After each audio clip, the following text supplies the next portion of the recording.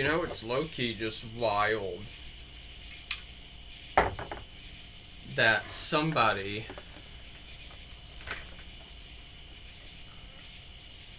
wanted Trump dead and hired an assassin. And I have a feeling it's somebody from...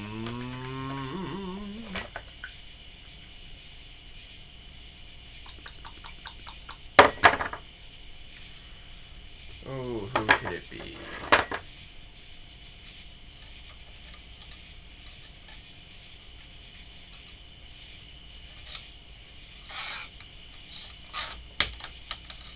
Oh, motherfucker.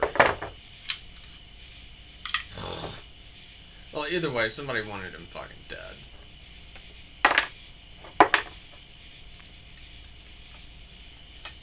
And yet, I don't see anything